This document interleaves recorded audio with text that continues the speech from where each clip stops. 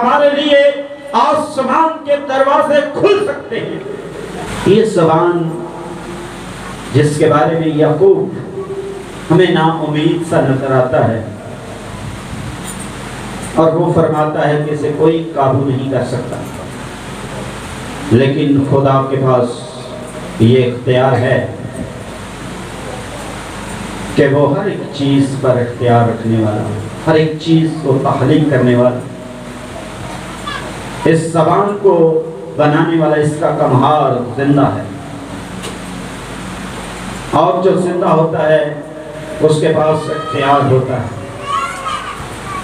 اور میرے ذیلو لکھا ہے وہ ایک بلا ہے جو کبھی رکتی ہی نہیں، زہر قاتل سے بری ہے، اور پھر فرماتا ہے اسی سے ہم خداوند اور باپ کی حمد کرتے ہیں، اور اسی سے آدمیوں کو جو خدا کی صورت پر ہے پیدا ہوئے ہیں بد دوا دیتے ہیں۔ دور دی گل نہیں میں کہتا، ہم اپنے گھروں کے اندر اپنے بچوں کے ساتھ بھی اچھا سلوک نہیں کرتے، اپنے بہن بھائیوں کے ساتھ اچھا سلوک نہیں کرتے،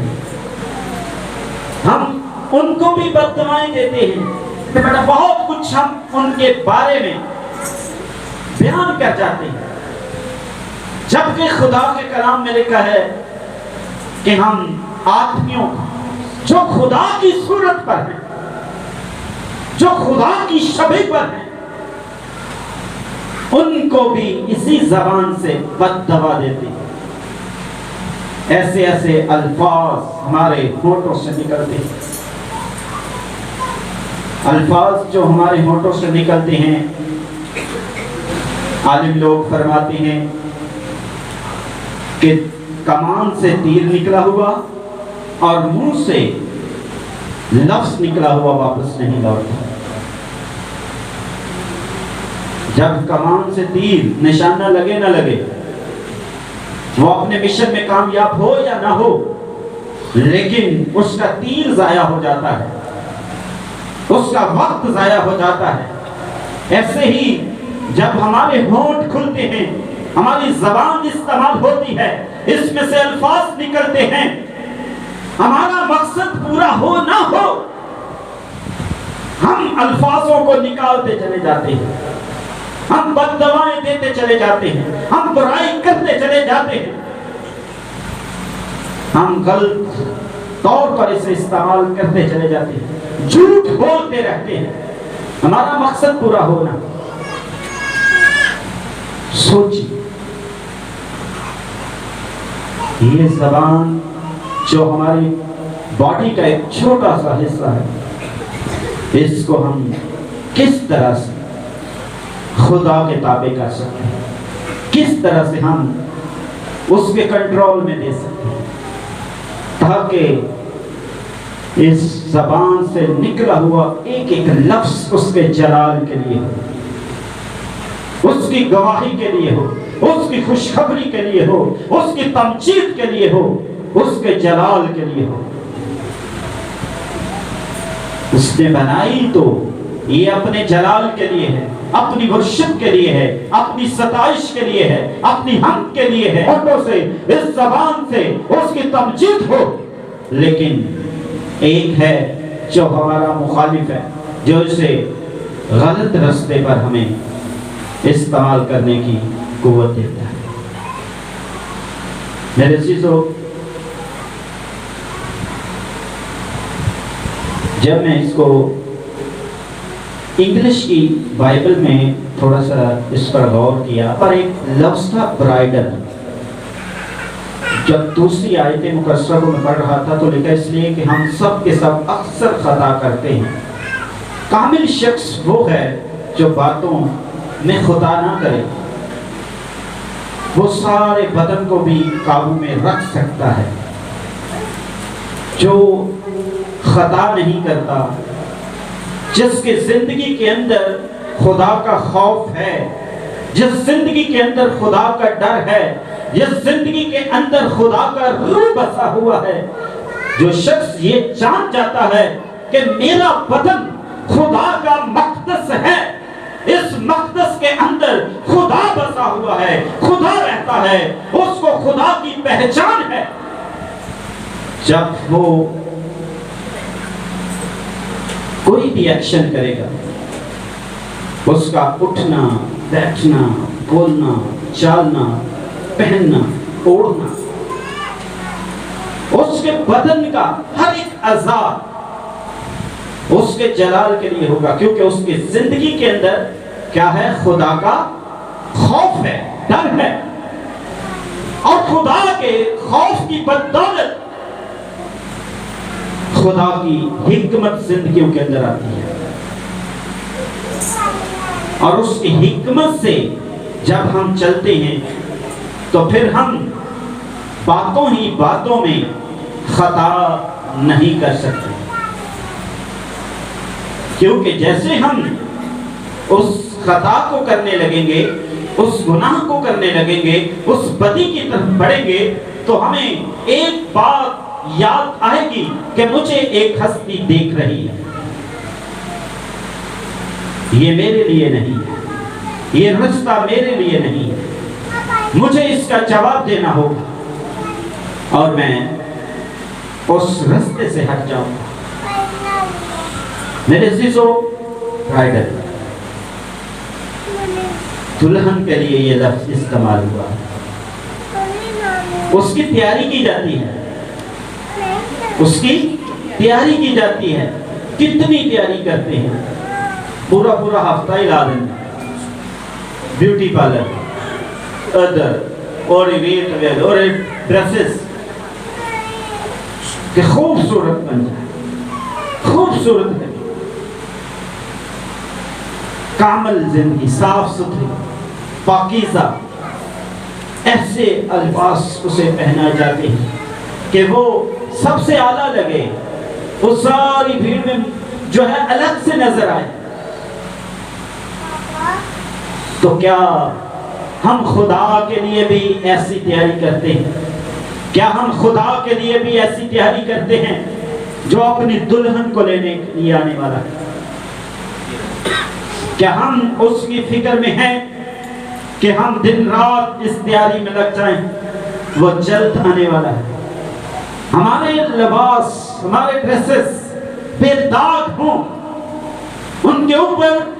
جھریے دبے داغ نہ ہو، ہم خوبصورت لباس کے ساتھ اس کے حضور حاضر ہوں، اس کے استقبال کے، اس کے جلال کے۔ ایک اے والے ڈریس کی گل نہیں کر رہا جیڑا سی پایا ہے، یہ اندر کی بات ہو رہی ہے، یہ اندر کی پاکیزگی کی بات ہو رہی ہے کہ ہمارے اندر اس کے روح القدس کا جو مقدس ہے یہ پاکیزہ ہو جائیں، ان کے اندر اس کا خوف ہو جائے، اس بدن کے اندر اس کا کنٹرول اور قبضہ ہو جائے۔ میرے عزیز، کاش ہم ان باتوں کو سمجھ جائیں اور ہماری زندگی اس کے خوف میں، اس کے کنٹرول میں آ جائے۔ اور اسی طرح خدا کے کلام میں پڑھتے ہیں تو وہاں پر لکھا ہے موت اور زندگی زبان کے قابو میں ہے۔ اب یہ آپ پر ڈیپینڈ کرتا ہے کہ آپ زندگی کو پانا چاہتے ہیں یا موت کو۔ اگر تو ہماری زبان خدا کے جلال کے لیے استعمال ہوگی تو پھر ہمارے لیے اچھا میسج ہے، پھر اچھا اس کا کانسیکوینس ہے، اچھا رزلٹ ہے، پھر اچھے کی امید رکھیں، پھر آپ کی امید اچھی ہے، پھر آپ کے لیے خوشخبری ہے۔ اور ہم میں سے ہر شخص بخوبی اس بات سے واقف ہے کہ میری زبان کس مقصد کے لیے استعمال ہو رہی ہے، میری اس چشمہ میں سے کیا کھارا پانی نکل رہا ہے یا میٹھا پانی نکل رہا ہے۔ میں جانتا ہوں آپ میں سے بھی ہر ایک شخص جانتا ہے کہ میرے اس چشمہ میں سے کون سا پانی نکل رہا ہے۔ میری اس زبان میں سے کیا کچھ اس روح زمین میں تحریر ہو رہا ہے، یہ خدا کے حضور لکھا جا رہا ہے۔ جو کچھ ہم کر رہے ہیں، جو کچھ ہماری زبان سے نکلتا ہے، جو کچھ ہم بولتے ہیں، جو کچھ ہم سوچتے ہیں، اور وہ سوچ کا اظہار اس زبان سے ہوتا ہے، وہ لکھا جا رہا ہے، اور ہم میں سے ہر شخص جانتا ہے، لیکن جاننے کے بعد پھر معافی نہیں ہے۔ جب آج آپ لوگوں نے خدا کی آواز کو سن لیا ہے کہ ہماری زبان جو کڑواہٹ سے بھری ہوئی ہے، جو منافقت کا سبب ٹھہرتی ہے،